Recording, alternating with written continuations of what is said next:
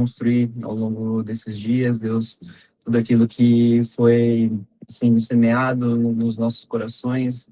Quero pedir para que nessa noite também o teu Santo Espírito venha estar trazendo cada vez mais aquilo que o Senhor deseja falar mesmo, Deus. Que, de novo, não sejam informações jogadas ao ar, que não seja um conjunto de palavras novas que a gente vai aprender, mas que realmente seja uma oportunidade de conhecermos cada vez mais o Senhor e de alguma forma aprendermos a buscar cada vez mais o Senhor de uma forma fiel, de uma forma que seja digna do teu nome mesmo, Pai. Seja nos conduzindo, nos abençoando, seja abençoando aqueles que não puderam, não vão poder participar, mas que vão posteriormente ter contato com esse estudo, que realmente seja abençoador também. Muito obrigado por tudo, em nome e por amor de Jesus. Amém. Bom, vamos lá. Hoje a conversa eu gostaria que fosse a respeito de inteligência artificial. E aí, por que inteligência artificial, né? Por que falar sobre esse tema tão específico, né? Um dos nossos pilares como igreja Holiness, né? Uma das nossas ênfases da igreja de Jundiaí, né? É que nós somos contextuais. E como uma igreja contextual, a gente sempre busca estar a par, né, daquilo que o mundo tem se envolvido, as grandes questões, até as dores, né, de alguma forma, pelo menos estarmos cientes de que elas existem, né, e de alguma forma tentar buscar do Senhor a resposta para essas coisas, né. E pensando nesses últimos anos, né? Desde praticamente ali 2021, 2022 até agora, né? 2026, um tema que tem sido tão debatido é a respeito da inteligência artificial, né? E aproveitando um pouquinho, né, da bagagem que eu tenho trazido, né, do trabalho, do contato que eu tenho tido, né, eu gostaria de realmente trazer, né, alguns esclarecimentos, né, do que é essa tecnologia, como que a gente pode encará-la, né, se realmente ela é má e a gente tem que, de alguma forma, combater, ou se existem coisas que a gente pode aproveitar de alguma forma, né, e como que ela vai se encaixar, né, na nossa conversa sobre interpretação, né? Como que a gente pode encarar a inteligência artificial dentro da nossa responsabilidade, né? É, é, em relação ao nosso relacionamento com o Senhor, como que essa ferramenta pode ou não nos ajudar a nos comunicarmos, né? Não só com o Senhor, né? Mas com aqueles que estão à nossa volta, né? E para a gente começar essa discussão, gostaria de dar um contexto até mais histórico do que é inteligência artificial, né? Originalmente, ela veio de uma discussão de cientistas na década ali de 50, quando a computação começou a engatinhar. Naquela época, a gente ainda não tinha computadores pessoais, os computadores eram salas gigantescas, cheias de aparatos até mecânicos, mais do que esses pequenos que a gente tem, né? E a conjectura daqueles cientistas naquela época era que a gente evoluiria tanto que qualquer aspecto do aprendizado ou característica da inteligência humana poderia ser descrito com tanta precisão que uma máquina seria capaz de simulá-lo. Ou seja, de alguma forma, cientificamente, nós seríamos capazes de tentar reproduzir a nossa forma de pensar.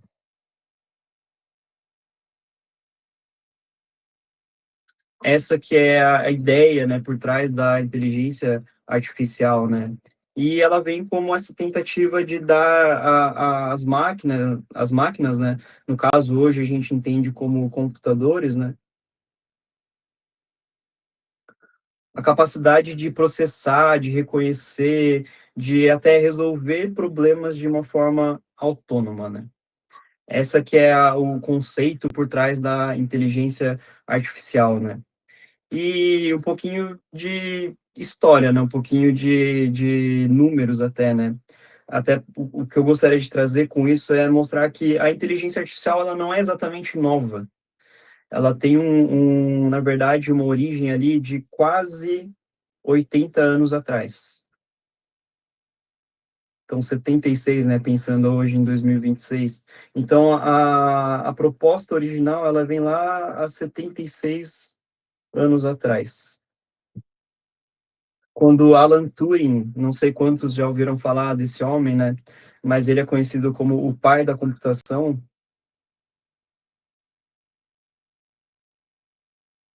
Ele bola uma ideia de que se a gente fosse capaz de trocar mensagens com uma máquina e a gente não fosse capaz de descobrir através dessas mensagens que se tratava de uma máquina, então aquela máquina chegou a um nível de inteligência humana e a gente não seria mais capaz de distinguir.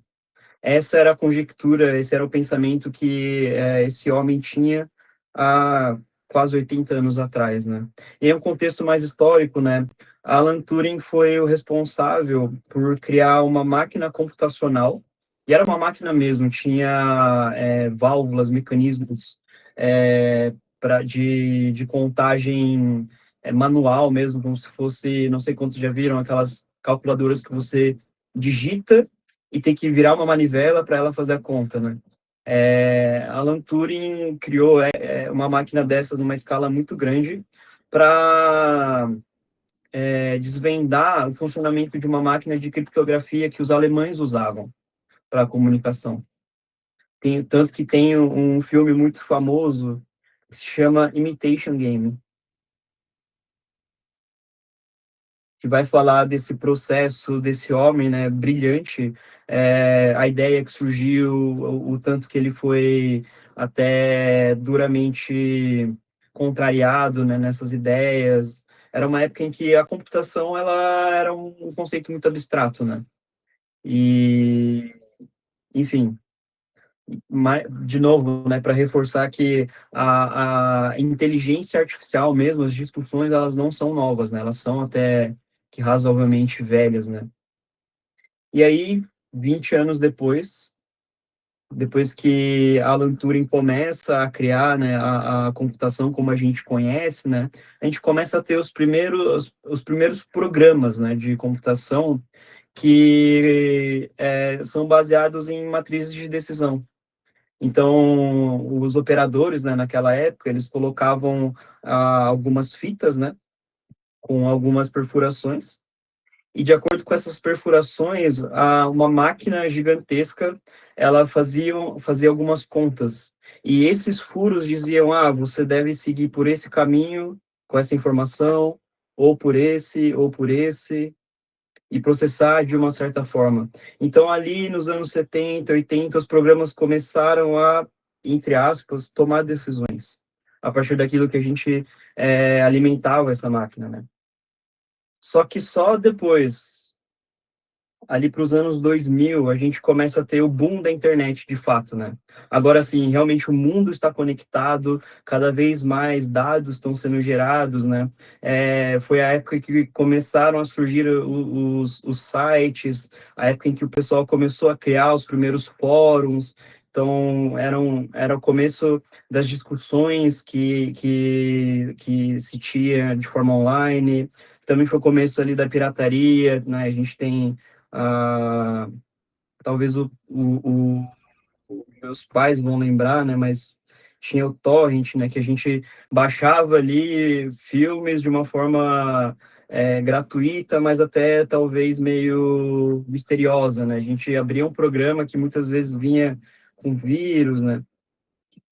Mas aí grandes quantidades de dados foram começando a ser colocados na internet, né? Então, a gente estava falando antes de fitas que eram colocadas em máquinas que ocupavam grandes espaços.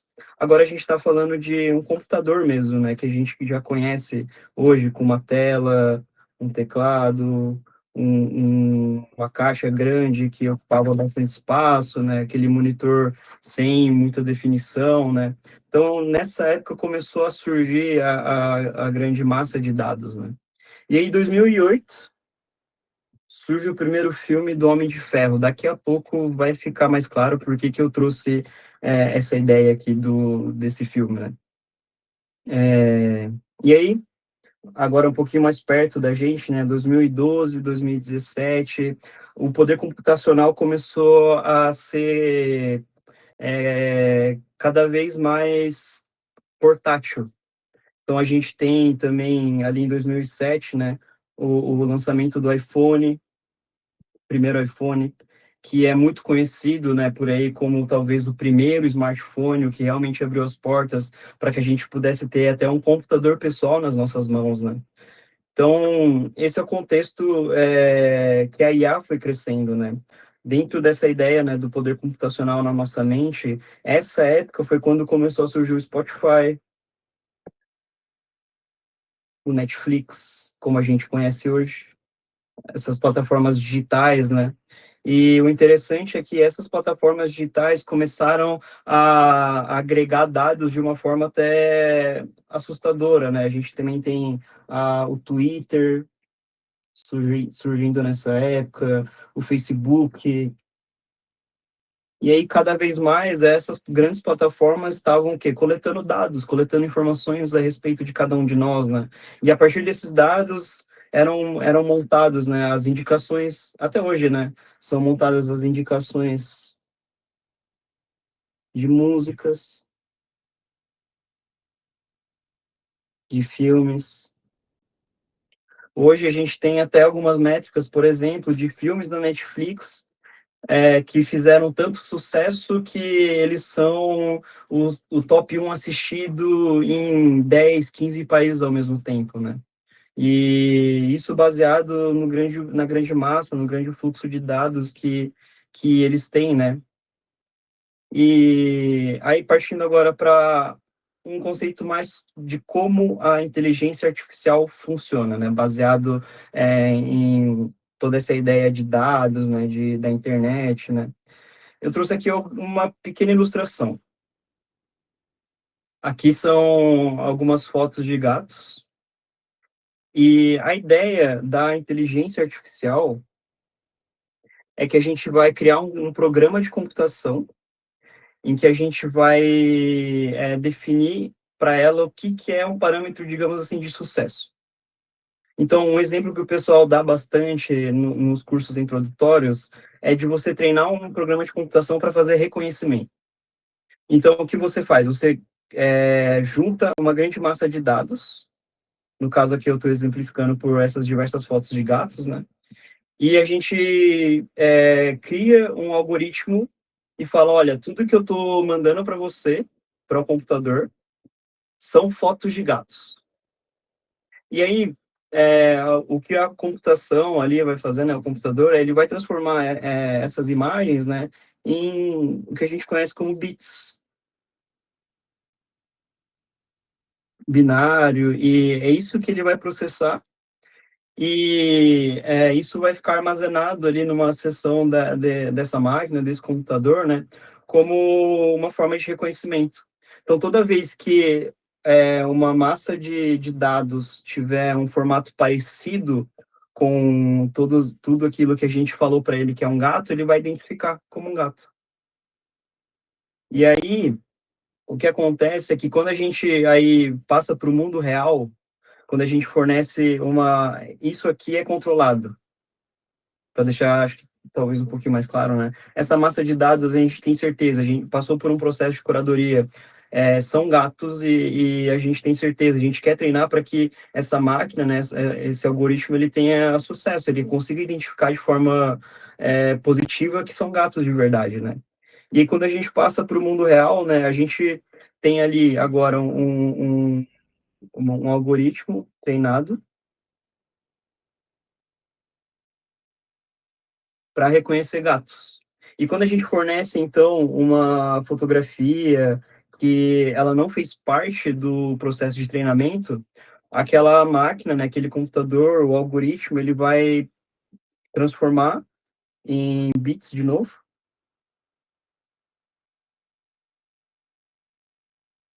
e aí ele vai pegar um certo padrão e vai falar, ah, essa imagem que você me forneceu tem 3 gatos. E por que que é importante a gente entender a relação da massa de dados, a relação de um input da vida real e qual que é a resposta que ele vai dar, né? É quando a gente fala desse algoritmo, ele é um negócio razoavelmente estático, fixo. Ele não passa por grandes processos de retransformação. Então, aquilo que foi colocado dentro do computador uma vez, vai ficar lá até ele ser trocado. Então, quando a gente fornece uma imagem que, no caso, não tem um gato, especificamente, ele não vai saber identificar que aquilo não é um gato. Ele não vai falar, ah, já que não é um gato, é um cachorro. Porque a gente não treinou essa máquina, esse algoritmo para identificar cachorro. A gente só treinou para identificar gato. Então, no final das contas, esse algoritmo ele é muito bom de encontrar padrões, de encontrar formatos bem definidos e dizer para a gente e devolver para a gente essa ideia. Só que se a gente muda um pouquinho o formato, né, do treinamento, a gente começa aí a colocar. Eu não sei se eu vou conseguir desenhar.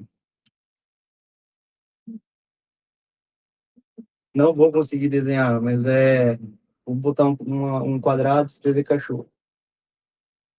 Mas se a gente começa a alimentar também essa máquina, né, é um novo algoritmo, vou chamar de IA 2.0.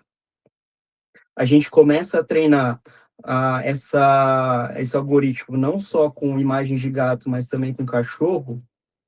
De repente, a IA 2.0 ela vai ser capaz de dizer, ah, além de 3 gatos, tem um cachorro.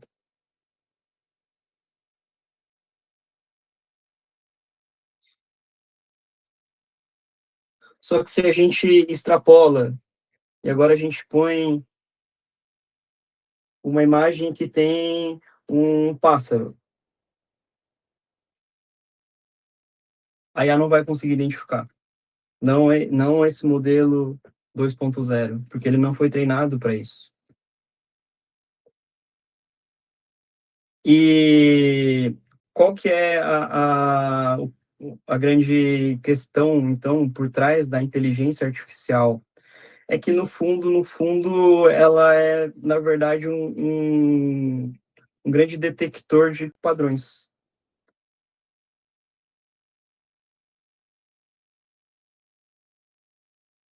E como um bom detector de padrões, ele também é capaz de, dependendo de como a gente treinou ele, de responder como a gente quer.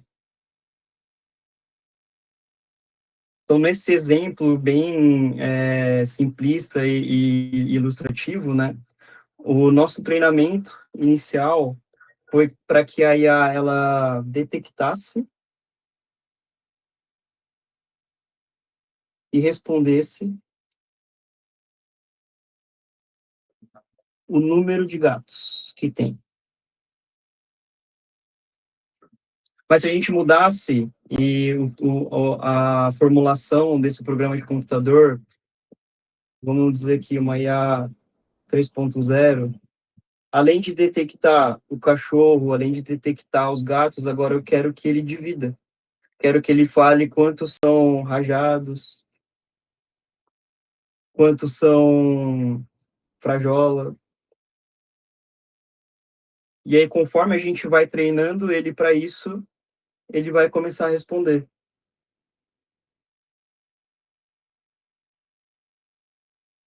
Então, nesse caso, nessa imagem, eu não sou um expert em tipos de gatos também. Mas aqui, pelo menos na minha intuição, eu diria que tem dois tipos de gatos.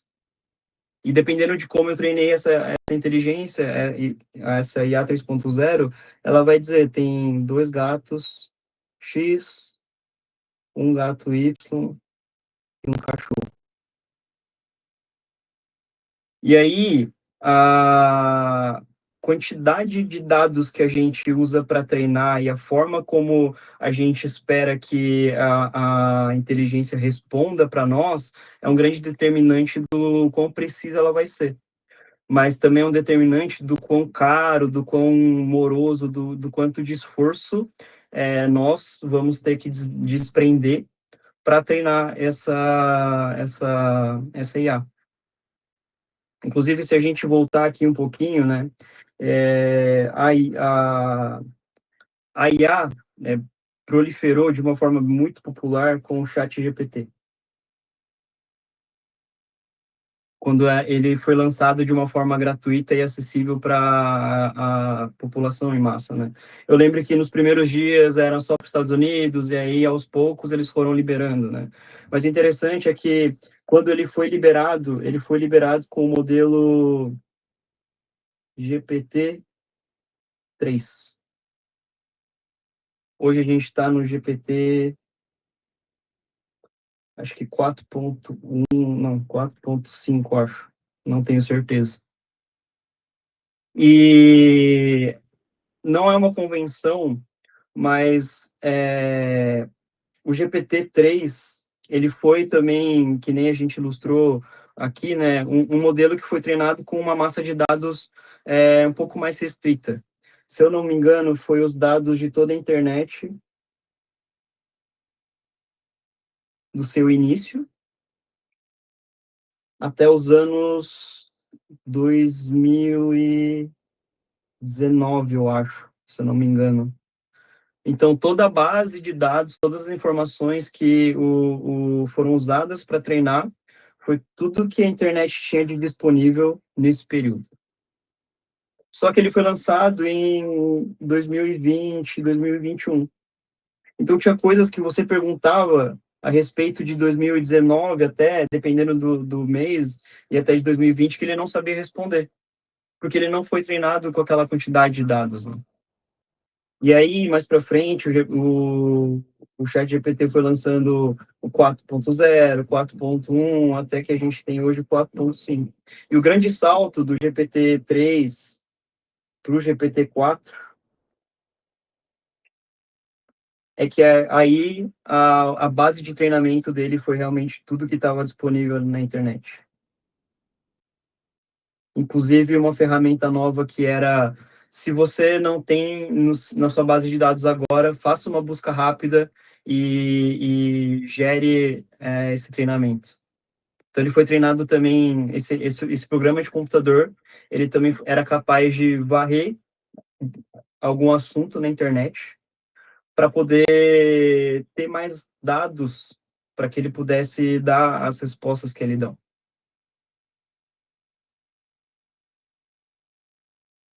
Então, quando a gente fala, né, dessas inteligências artificiais que a gente está mais acostumado, né, pelo menos eu no meu dia a dia, acredito que são as mais populares, né, o ChatGPT,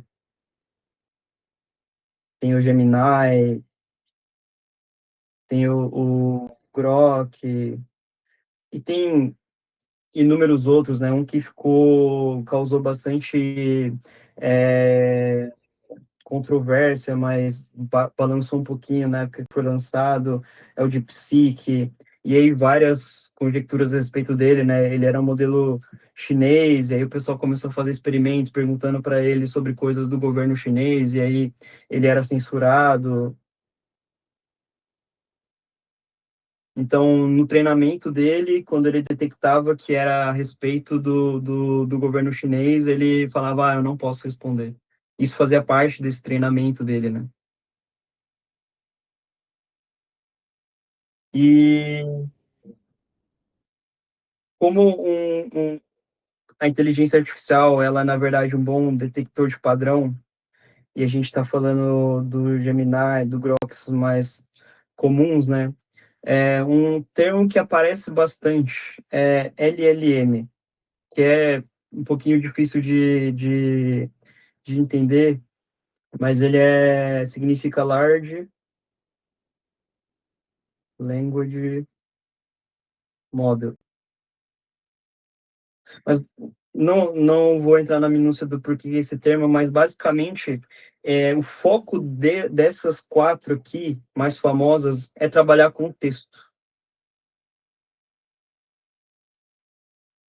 E aí, a parte importante da gente entender a respeito de texto, a respeito de detectar padrão, só ficar meio apertado aqui para anotar, mas é que, como um bom detector de padrão, na verdade, o que o ChatGPT, o Gemini, ele é bom é completar a frase.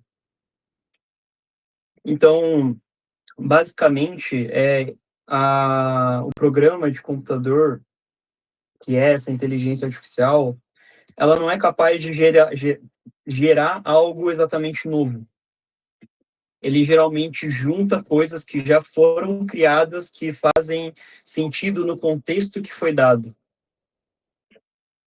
E é interessante porque, como ele é muito bom de encontrar padrão, então se a gente tem, por exemplo, um texto bíblico,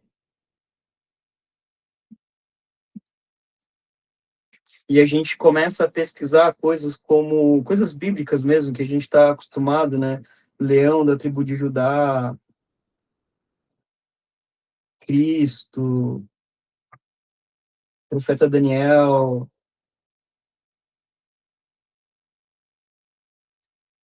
por causa do treinamento de detectar padrões da IA, ele vai começar a procurar formas os textos, né, que foram usados para treinar ele, que se correlacionam. Então, naturalmente, ele vai começar a procurar mais referências bíblicas,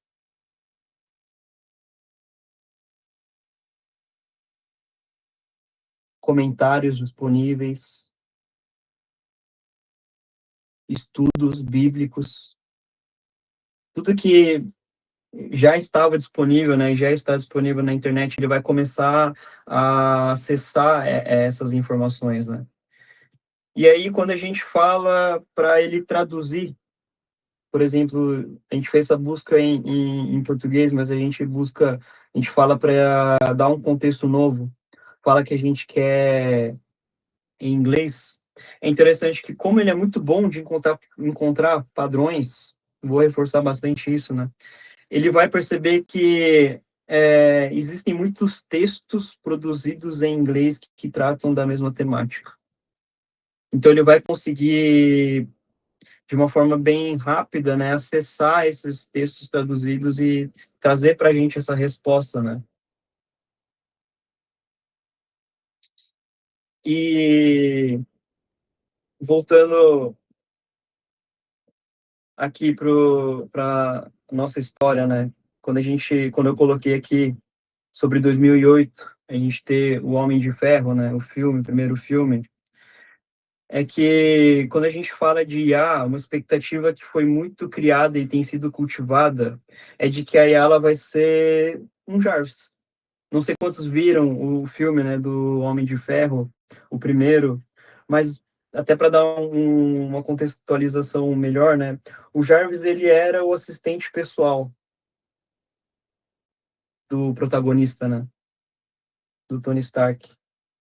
E era num nível que parecia realmente como se fosse um secretário do personagem, né? Então, o personagem pedia para ele marcar eventos,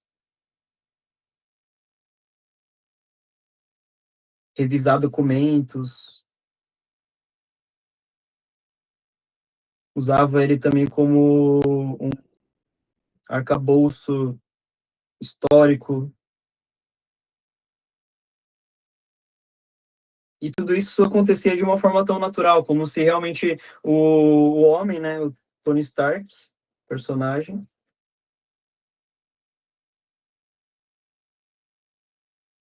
humano, estivesse falando com um assistente humano, que na verdade era uma máquina, um computador.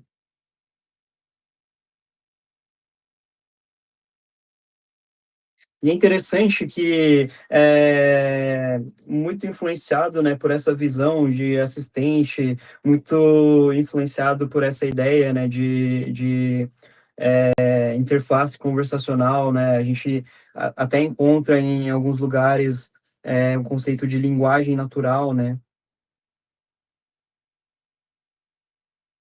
e linguagem natural é um termo mais técnico, científico para descrever uma conversa.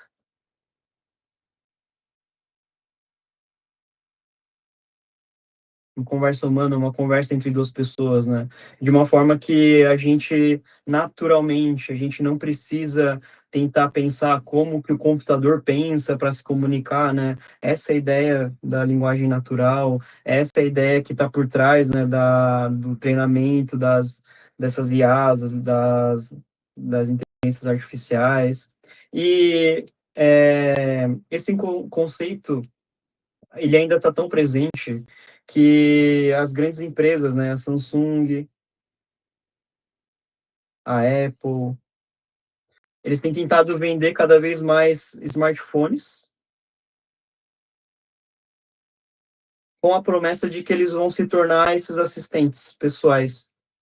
Inclusive, uma propaganda muito recente da Samsung era que uma moça trabalhadora pegava o celular, apertava um botão e falava: semana que vem marca para mim um restaurante pet friendly às 8 horas com tal pessoa. E aí o telefone, talvez até como se fosse mágica, né? Acessa a agenda da outra pessoa, começa a fazer uma busca na internet por restaurantes que aceitem pet, e aí de repente a resposta que o celular dá foi marcado, restaurante tal, tudo mais, né? Então essa é a ideia que a gente tem ouvido por aí, né, a respeito da inteligência artificial, de que ela seja realmente esse assistente pessoal. Só que, quando a gente para pensar no funcionamento real ali por trás, né?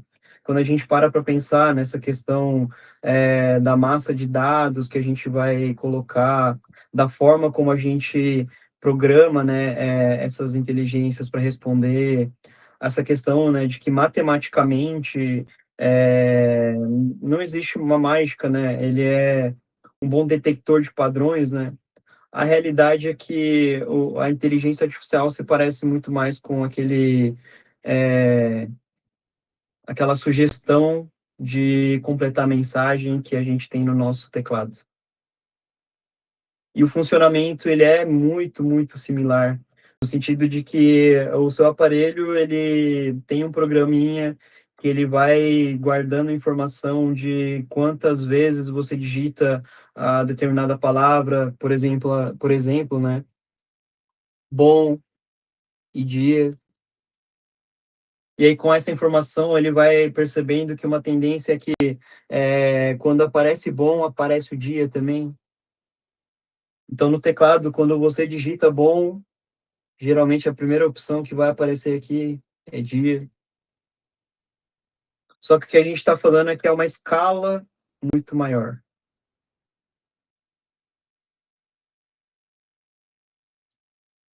E por que que eu queria trazer, né, essa ideia do funcionamento, da história?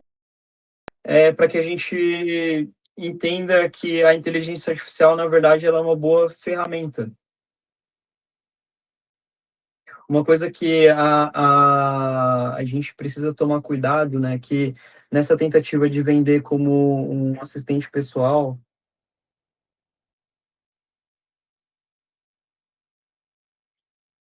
muitos têm usado como amigo,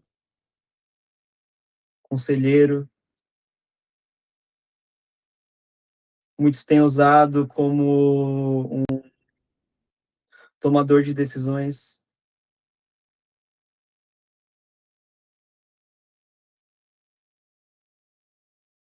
Muitos têm delegado, né, até a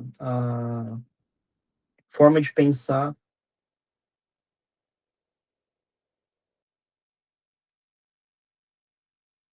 muitos têm delegado para a inteligência artificial, né? E um cuidado que a gente precisa ter, e é um alerta até do ponto de vista empresarial mesmo, um cuidado que eu gostaria que de reforçar mesmo, né? Essas empresas, elas não estão tão interessadas assim na qualidade das respostas, qualidade ou rigor ou critério. Um grande problema de a gente poder controlar a saída ou como que ela vai responder para a gente é que existe até certo nível um interesse manipulador dessas empresas para que a gente dependa cada vez mais da inteligência artificial. Então, algumas formas da gente detectar isso, né? No geral, essas ferramentas elas são muito proativas. Toda vez que você é, tem uma interação com ele, às vezes eu, no caso, né, até para exemplificar, às vezes eu peço para a IA me mostrar quais foram as palavras originais que foram usadas para alguns textos bíblicos, né? E meu interesse é realmente ver a palavra, ver as possíveis traduções, né? A,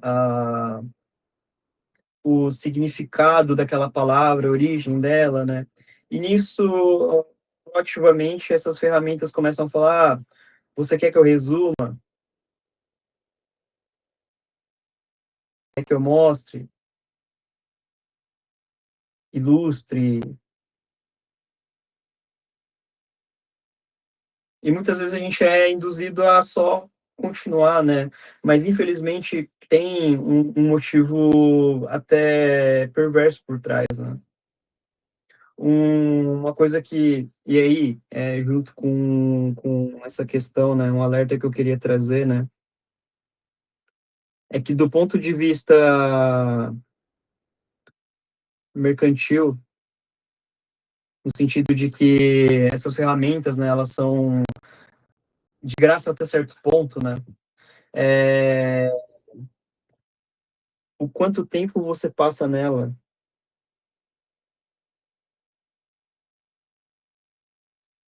é uma métrica de sucesso para eles. E por isso que a gente tem que tomar muito cuidado de encarar a IA como um assistente pessoal e não de fato como uma ferramenta. Uma coisa muito positiva da inteligência artificial também, não só para trazer o alerta, né, mas agora para trazer uma perspectiva de como que a gente pode usar ela, né? Como ele é um bom preditor de textos,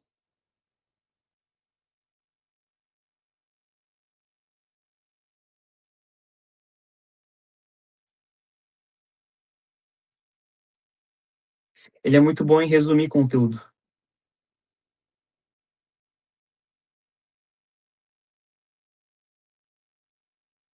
Ele é muito bom como um revisor de texto, até no sentido técnico, revisor gramatical, de concordância,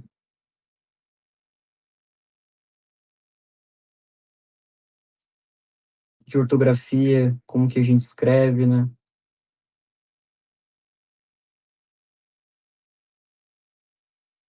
Ele é muito bom de indicar correlações.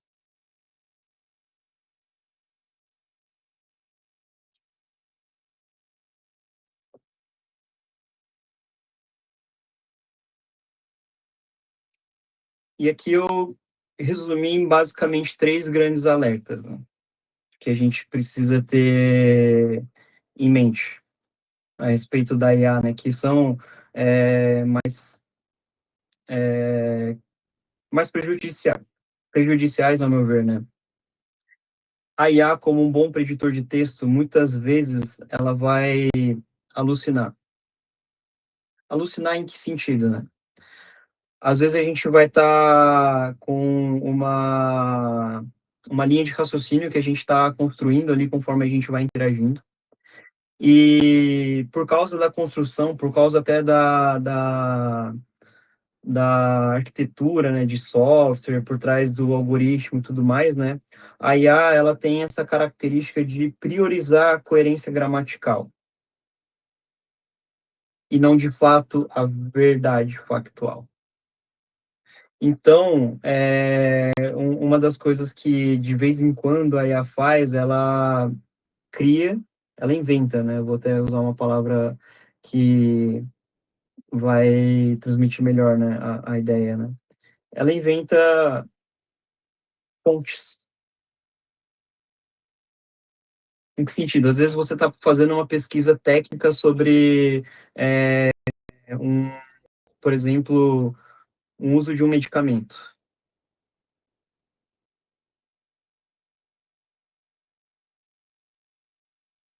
Infelizmente, não é raro, às vezes, em que você pede para ele citar literaturas, né, artigos, revistas, algumas fontes, né, e ele começa a juntar algumas coisas que para ele faz sentido, e de repente ele vai citar uma fonte que não existe, um artigo que não existe,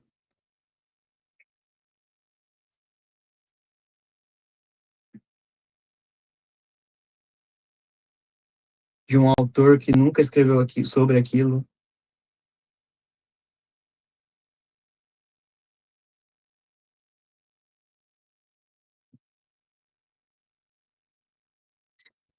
E esse é só um exemplo, né, de um caso que a gente precisa tomar muito cuidado, né?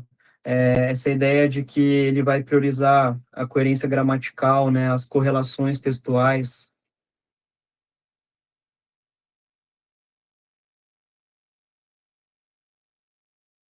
e não a verdade factual, né? Não vai checar de fato a coerência daquelas informações, né?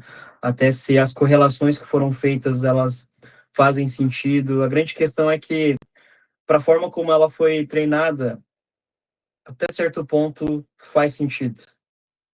E aí a gente precisa ter um rigor de como que a gente vai ponderar sobre aquilo, né? Outra coisa, e aí tem um pouquinho a ver com a forma como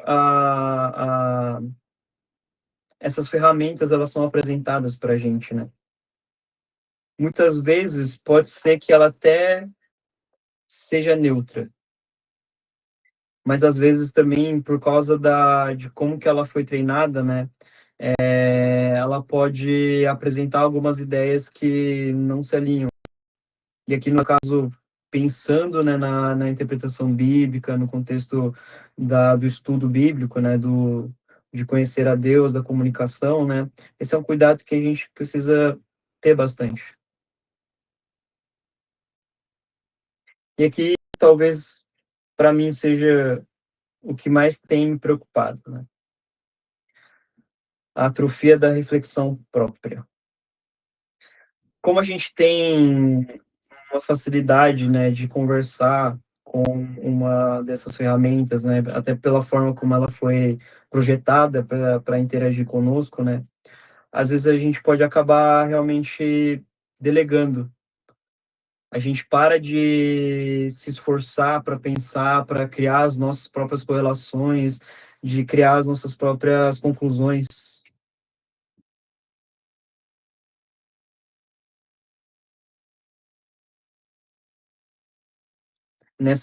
Muitas vezes, nesse anseio por uma resposta rápida,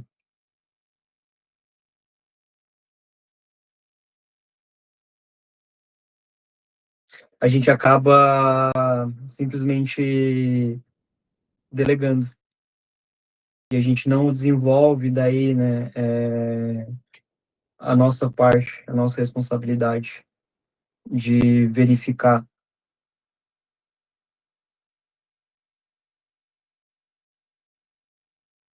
E aqui, para indicar também, né, algumas coisas úteis, né, que a gente pode usar as inteligências que a gente tem hoje em dia, né. Dentro dos nossos exemplos, né, a gente pode usar a IA para nos ajudar a contextualizar de uma forma rápida, né. Como, de novo, ele foi treinado com todo o conteúdo da internet, né.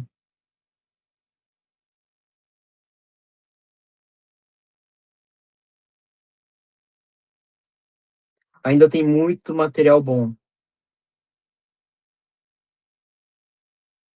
que foi desenvolvido que ele pode usar como fonte de informações, né.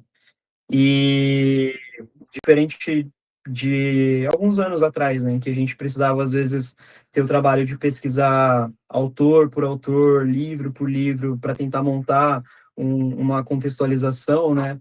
Hoje, com uma razoável precisão, a gente consegue extrair isso de uma inteligência artificial. Inclusive, essa capacidade de encontrar padrões, né, de texto, ele vai cruzar várias referências que falam sobre o mesmo assunto. E aí, às vezes, uma construção que a gente precisava, talvez, de dias, semanas para atingir, hoje a gente consegue fazer com uma certa agilidade, né?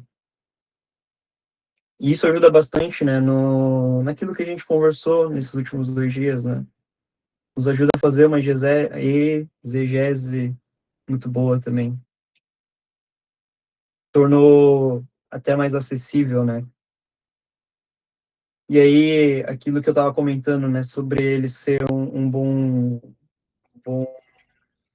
detector de padrões, né, essa parte de linguística e traduções, é, ele é capaz de explicar para a gente, né.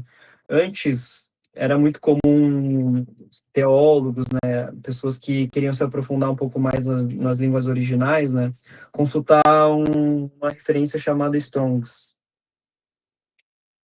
E ele é uma concordância exaustiva. Ou seja, de tanto analisar textos, de tanto analisar não só textos bíblicos, né, mas textos mesmo nas línguas originais, o hebraico, aramaico, grego.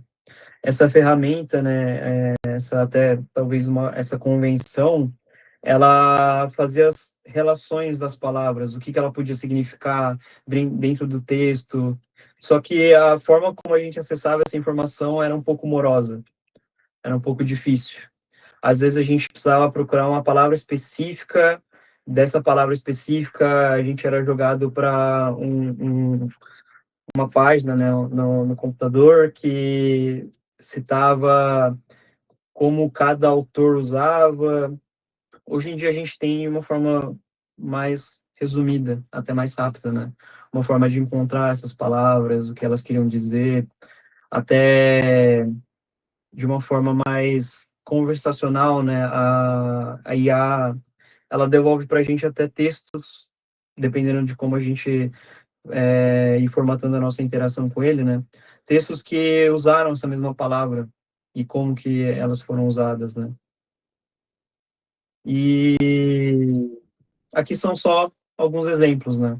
Tanto de alertas quanto de recomendações de como que a gente pode usar a inteligência artificial, né? E uma coisa que eu gostaria realmente que a gente tomasse muito cuidado, né? É de encarar realmente a inteligência artificial como essa ferramenta que ela está disponível para nós, né?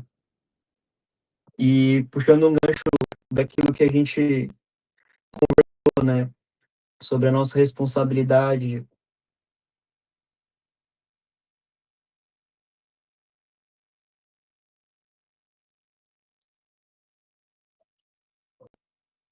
do relacionamento com o Senhor,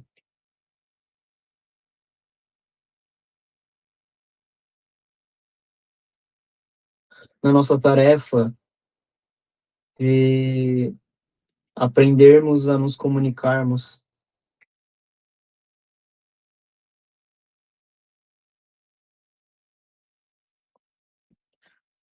A ideia de que todos nós somos teólogos, né? É que hoje a gente tem mais uma ferramenta para ajudar a gente nisso. Não para delegar, não para substituir, mas para realmente agregar, né? Essa caminhada no nosso dia a dia, né? E nada vai substituir, de fato,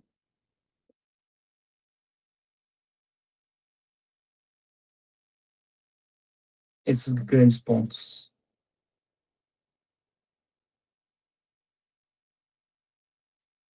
Bom, acho que em termos gerais, sobre IA, era isso que eu queria falar com vocês hoje, né? Esses alertas, essas recomendações. Acho que eu mesmo tenho usado de diversas formas, né?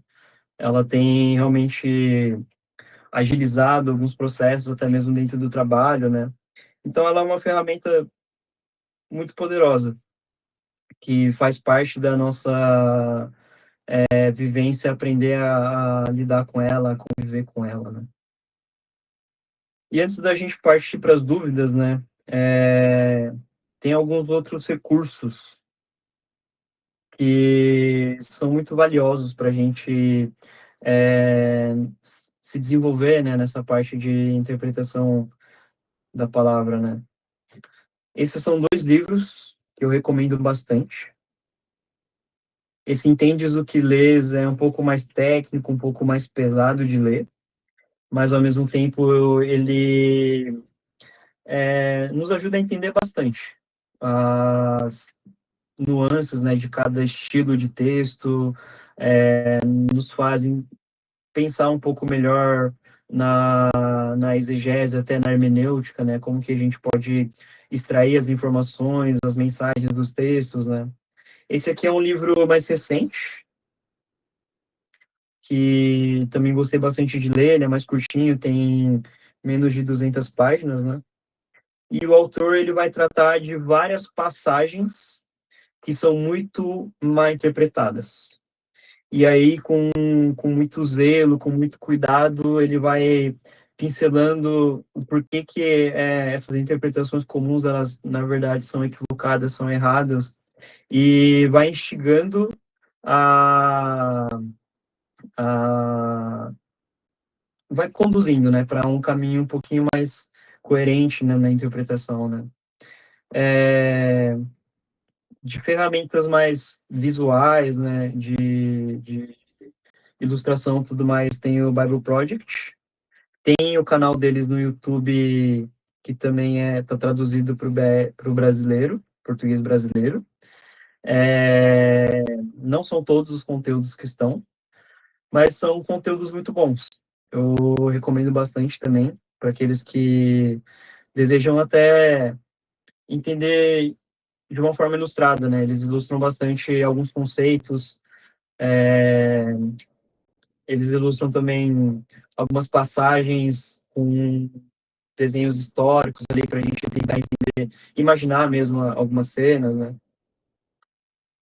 Tem esse que é um podcast, né, Bibotalk. Ele tem talvez seja um dos mais relevantes, se não o mais relevante, né, no cenário cristão evangélico. E eu gosto bastante o autor, né, o homem por trás disso, o Rodrigo Bibo, né? E não é nem Bibo de fato o nome, né? O nome dele é Rodrigo de Aquino, né? Ele traz de uma forma bem sincera, né, e bem pessoal algumas reflexões sobre alguns temas muito importantes. Então ele já fez um podcast uma vez a respeito do calvinismo, e aí no outro episódio separado ele fez sobre o arminianismo, ele postou os dois, e aí ele fazendo questionamentos sinceros para esses dois lados. Ultimamente ele tem lançado alguns conteúdos em que ele apenas conversa com outro amigo dele que é pastor, e nessas conversas eles vão trazendo para o dia a dia alguns conceitos teológicos, né? Eles respondem algumas perguntas de alguns ouvintes, de algumas pessoas que acompanham eles nas redes sociais, né? E esse aqui é da igreja do pastor Marcos Henrique, que foi pregar na nossa igreja, né, um tempinho atrás. Eles também têm produzido alguns conteúdos, né, de ensino bíblico, sobre alguns livros, sobre alguns temas também. Então, são algumas recomendações que eu tenho, né, de recursos adicionais, assim. E vamos lá, momento de dúvidas, conjecturas. Acho que essa foi uma aula um pouco mais técnica até, né, do que realmente bíblico-teológica, né? Imagino que talvez tenha alguns temas que não tenham ficado claros, né? E se gostariam que eu explorasse mais, explicasse de alguma outra forma, esse é o momento.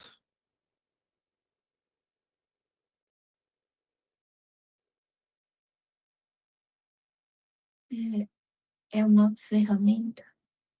Uma ferramenta. Você poderia fazer uma prática. Como? Nossa, É. eu vou trocar aqui para apresentar uma outra tela.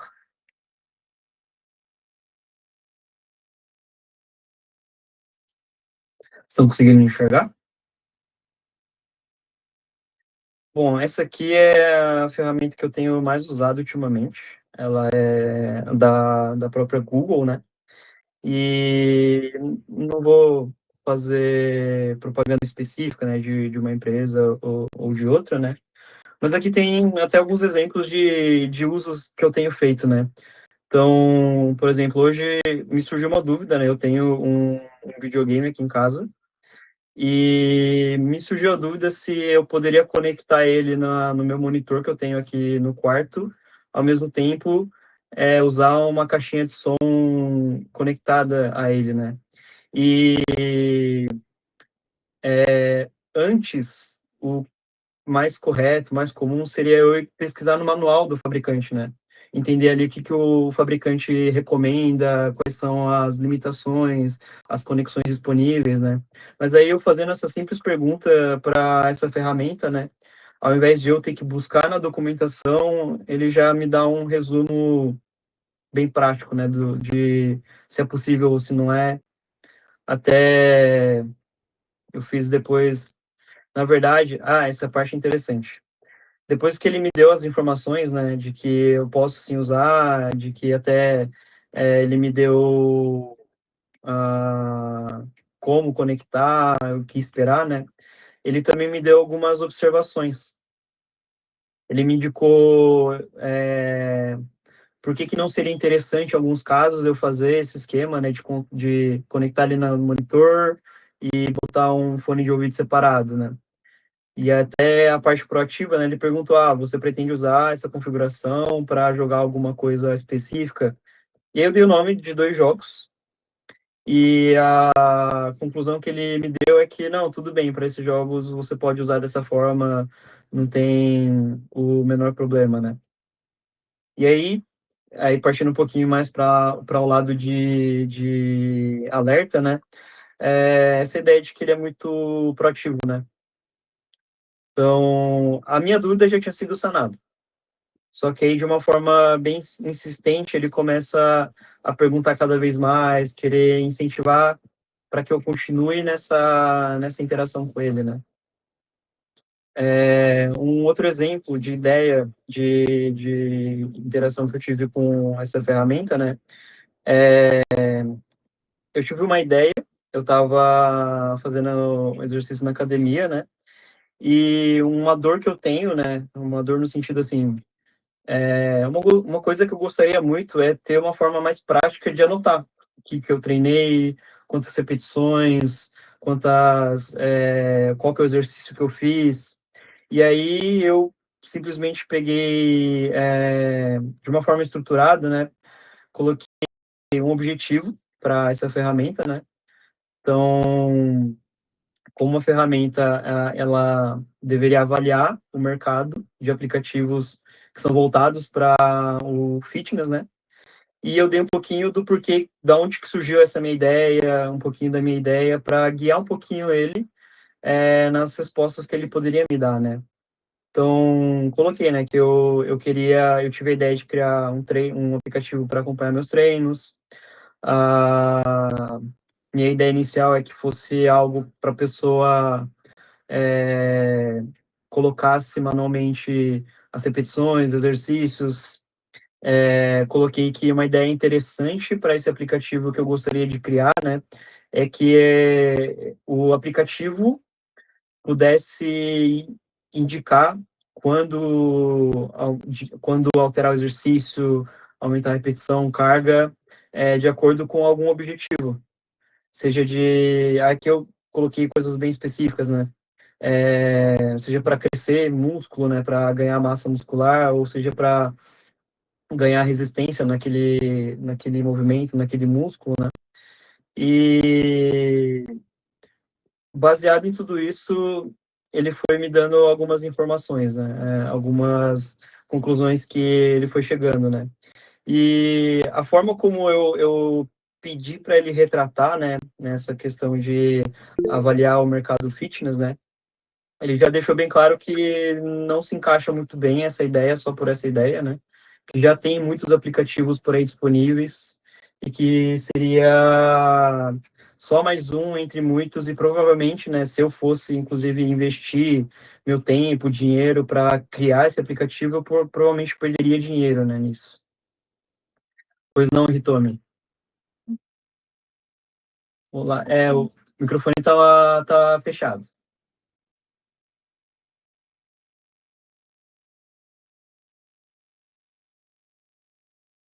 Tá fechado o microfone. Ela tá falando? Não, acho que ela tá procurando. Não, é que fiz coisa errada. Não é nada, não.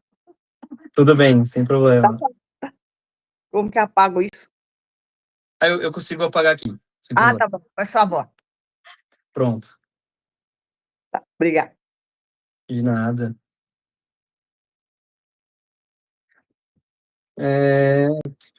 Que mais? E aí, voltando, né, à ideia, né, de criar esse aplicativo, né, a conclusão que ele me deu de que provavelmente eu perderia dinheiro, né, só com essa ideia que, que eu tive, né, eu até pedi, queria que você me indicasse alguma coisa que faria diferença, então, né. E aí fui conversando com ele, assim, já até tornando ele pessoal, né, essa ferramenta pessoal, né, como alguns têm tratado, né, mas nessas interações com essa ferramenta, né, a conclusão que eu cheguei é que eu preciso testar. Eu, como faz parte da minha profissão, né, sou programador e tenho desenvolvido aplicativos, né, ultimamente. A conclusão que eu chego dessa conversa toda é que eu preciso botar minha ideia em prática, fazer pessoas testarem e eu mesmo testar para ver se essa ideia realmente vai para frente ou não, né? Eu fiz o máximo para não delegar essa decisão para a ferramenta, né? Tentei exercer o meu raciocínio crítico ali, né? Outro exemplo. Eu sou razoavelmente ruim em comunicação, no sentido de que eu não sou muito criativo na forma como desenvolver texto, como comunicar coisas importantes, né? Eu tenho uma noção do meu lado mais técnica, né? Como fazer relatório, como comunicar um problema, como fazer essa comunicação mais técnica, né, entre meus pares no trabalho. Mas quando se trata de algum lembrete, quando se trata de algum texto mais informativo, eu tenho um pouco de dificuldade. E um dos usos que eu fiz foi pedir inspirações para a ferramenta, né, de como que eu poderia transmitir essas mensagens de uma forma consistente, de uma forma que passasse as informações principais para que eu pudesse enviar no grupo da nossa igreja, né? E aí, semelhanças não são coincidências nesse caso. Eu fiz algumas ponderações, né, a respeito da resposta que ele me deu, alterei um pouquinho algumas coisas que eu não deixei claro para a ferramenta, mas que não precisava também eu gastar mais tempo, né? Era só mudar uma palavra ou outra, retirar algumas informações equivocadas, né? Mas esse também foi um dos usos que eu usei. Outro uso interessante eu estou trabalhando com uma ferramenta bem específica no meu trabalho. E essa é uma ferramenta que no meu mercado de trabalho, né, ela tem uma possibilidade de abrir muitas portas. E uma coisa que eu detectei é que eu tenho uma certa deficiência de conhecimento mesmo sobre essa ferramenta. E eu comecei a pedir para que essa ferramenta, o Gemini, né, no caso, fosse me explicando um pouco melhor como que essa ferramenta que eu estou usando ela funciona. E até coisas importantes que eu preciso saber dessa ferramenta, né? E isso aqui foi o texto que eu mandei como objetivo, né? E dei também um pouco de um contexto do que eu já tenho prévio de conhecimento que poderia ajudar nessa ferramenta, né? E aí, com as interações, fui entendendo um pouquinho mais da ferramenta que eu estou usando hoje, já extraí algumas ideias de como que eu posso me aprofundar mais no conhecimento dessa ferramenta. Com certeza, o Gemini, essa ferramenta, não vai ser a minha fonte de verdade, né? Eu não vou extrair todas as informações dessa ferramenta. O que eu tenho usado como um encurtador de algumas tarefas.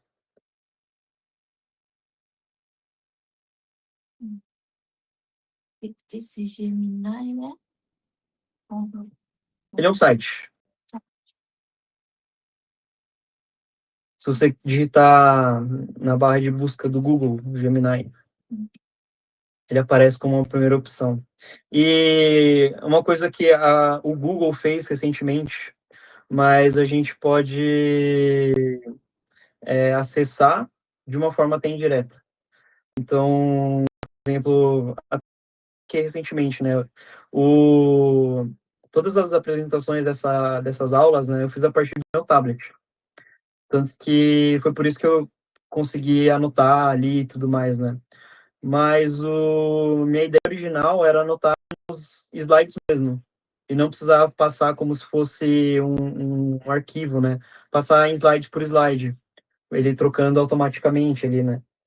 E eu perguntei para o Google, estou usando um tablet da Samsung, que eu posso usar canetinha, como que eu posso fazer para, na minha apresentação, né, no meu arquivo de apresentação, não no meu arquivo PDF, eu fazer anotações. E aí, prontamente, ele já acessou a ferramenta de inteligência artificial que o Google tem integrado, que é o Gemini. Então, para a gente que é novato, que é pela primeira vez, entra no Gemini, pesquisa, Uhum. você faz pergunta.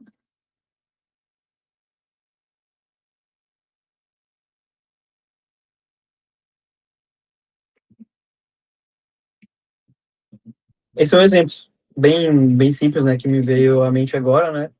Mas qual que é o melhor tipo de isca para pescar tilápia? E aí o Google mesmo já apresenta um resumo de inteligência artificial. E aí, assim, eu não tenho conhecimentos técnicos o suficiente para julgar se essa resposta ela faz sentido ou não.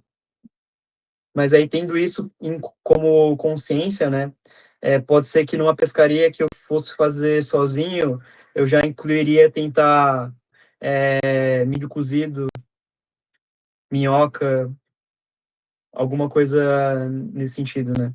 Então, uma coisa que eu recomendo, né, para as pessoas que têm um pouquinho até assim receio, um pouquinho de insegurança de como usar, né, é ser realmente bem cético, questionar bastante as respostas que ele vai dar, se faz sentido ou não.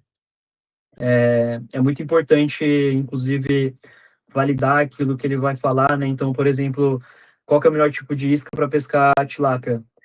Eu tenho pouco conhecimento de pescaria, mas o meu pai tem mais. Então, uma das primeiras pessoas que eu consultaria a respeito dessa resposta, com certeza é meu pai, para ver se faz sentido. Às vezes são coisas que fazem sentido e meu pai mesmo nunca testou, e talvez numa próxima pescaria vão ser iscas que a gente vai testar.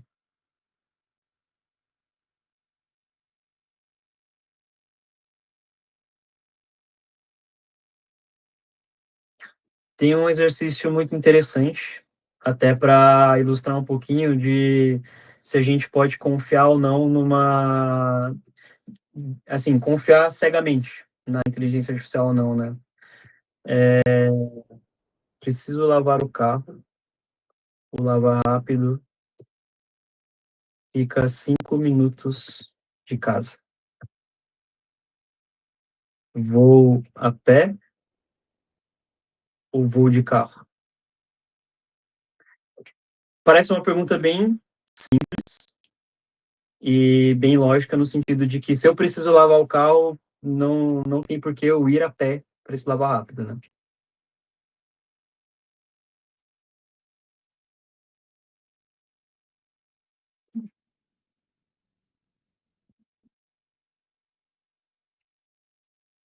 E aqui uma resposta. Essa é uma escolha que depende do seu objetivo para o momento. Vá de carro. Se você quiser praticidade e rapidez, o trajeto leva cerca de 6 minutos, o que é ideal se você estiver com o tempo corrido ou apenas quiser resolver isso logo. Além disso, se você pretende deixar o carro lá para lavar e esperar, ir dirigindo é o caminho mais lógico. Vá a pé. Se quiser aproveitar e fazer uma caminhada, o percurso leva aproximadamente 30 minutos, cerca de 2,1 km. Pode ser uma boa opção se você for deixar o carro lá e voltar para casa enquanto o serviço é feito, unindo o útil ao agradável. E aqui é algo interessante, baseado na minha localização, como essa ferramenta é do próprio Google, né?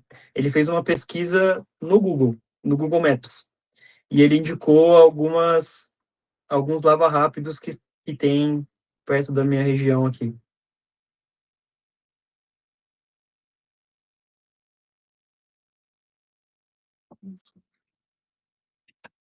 Mas tem, de novo, muitas ferramentas, né? Uma outra que eu tive bastante contato foi essa aqui, a do ChatGPT, né? Que foi um dos que eu citei.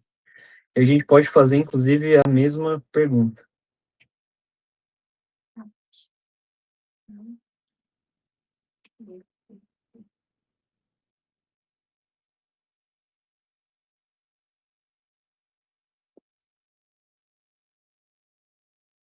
Uma resposta bem similar, né? Ir de carro faz mais sentido na maioria dos casos. Você entrega, evita perder tempo, deixa o carro, volta a pé. Faz sentido ir a pé se for só para marcar horário. Se alguém levou o carro depois que eu marquei esse horário, ou se é uma desculpinha só para caminhar, né? Esse exemplo é interessante, porque acho que há uma semana atrás fizeram esse teste com alguns modelos de inteligência artificial, e a resposta de algumas foi vá a pé. Ou seja, a pergunta é, preciso lavar o carro. Lava rápido e fica 5 minutos de casa. Vou a pé ou vou de carro, e a ferramenta respondeu vá a pé. Então isso, de novo, né, para ilustrar o quanto a gente também precisa estar atento, né, nessas respostas que a gente vai receber dessas ferramentas, né? Se vai ao campo, como que vai. Exatamente. Por isso que até uma nota pessoal que eu tenho, né, é que essa ideia de inteligência artificial, na verdade, ela é um pouco mais um nome de marketing mesmo, né, do que de fato faz jus à ferramenta em si, né? Ela não é de fato inteligente, né? Ela é muito boa em prever contexto, prever quais são as próximas palavras que se encaixam melhor, né, naquele contexto. Deixa eu ver se tem mais algum caso.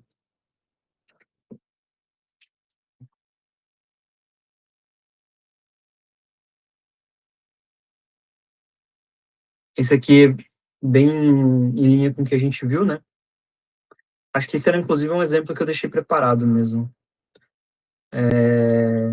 Quando a gente vai fazer um estudo bíblico, né? De vez em quando eu coloco aquilo que eu comentei lá nas recomendações, né? Qual que era o contexto textual histórico de Romanos 12, versículo 1, né? E aí ele vai trazer algumas conclusões que ele tira, né?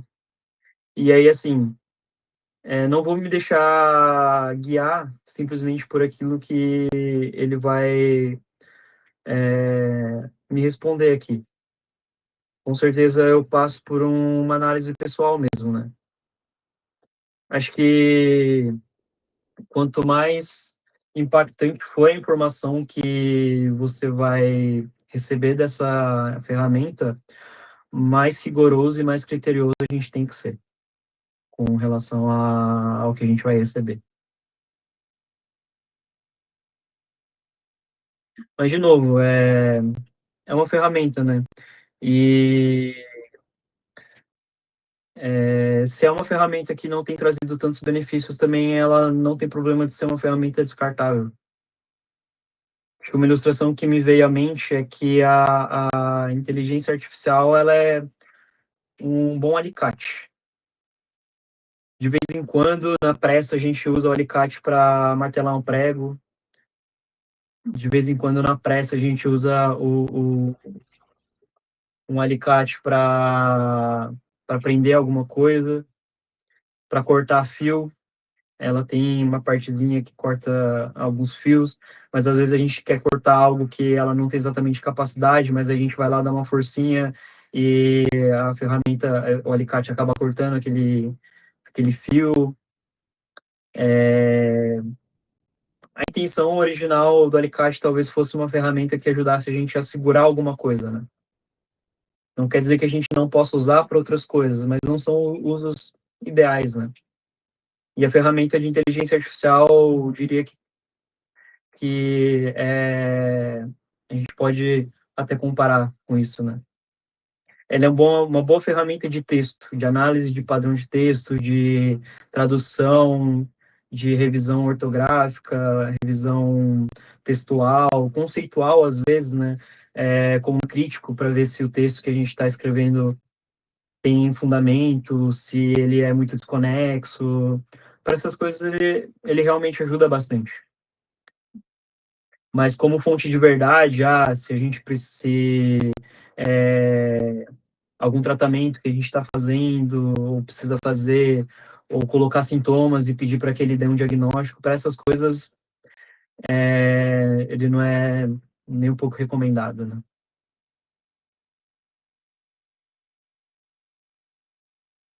E é isso. Alguma dúvida, algum questionamento?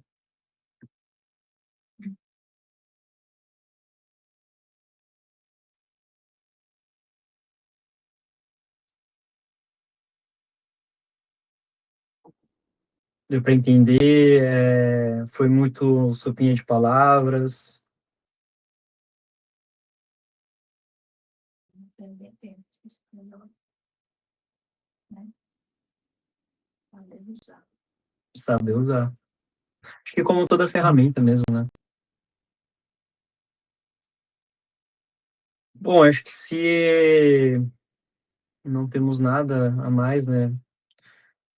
A gente pode encerrar com uma uma oração.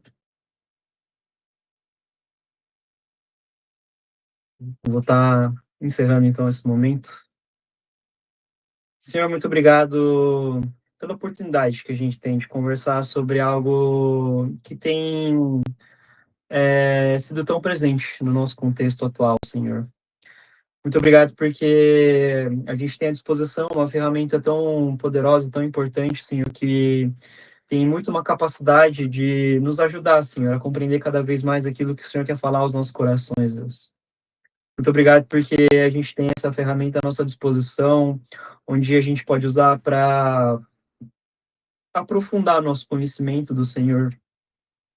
Muito obrigado porque a gente pode entender também como que ela funciona, para que também é que ela não serve, para que fique alerta aos nossos corações, Deus. Mas que, acima de tudo, a gente possa depender do Espírito Santo, Pai. Que a gente possa ter um coração humilde, um coração disposto, disponível, ensinável mesmo pela Tua palavra, Senhor.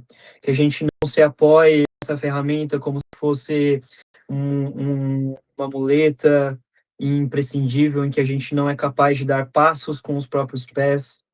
Que a gente não se dê o luxo, Senhor, de delegar o nosso relacionamento para essa ferramenta também, mas que a gente realmente possa usá-la como uma ferramenta, Pai. Quero estar pedindo para que o Senhor possa estar nos abençoando mesmo, que tudo aquilo que a gente conversou ao longo desses 3 dias, Deus, todas essas informações, todo esse conhecimento, que encontre solo fértil em nossos corações, Deus. Que tudo isso possa estar gerando cada vez mais piedade em nós, que possa estar cada vez mais nos tornando imagem e semelhança de Jesus Cristo, que a gente possa estar usufruindo mesmo com muito temor, Senhor, dessa ferramenta. E de tudo isso que foi ensinado, Pai. Que fique cada vez mais clara a nossa responsabilidade de nos relacionarmos com o Senhor e que a gente possa crescer cada vez mais nesse relacionamento. Nos despeça com uma boa noite de descanso, nos prepara para o final de semana, a sexta-feira, o culto no sábado, junto com a vigília, que seja um tempo abençoado, Pai. Que o Senhor possa estar nos guiando mesmo. Por tudo isso que eu oro e que eu agradeço, em nome e por amor de Jesus. Amém. Amém.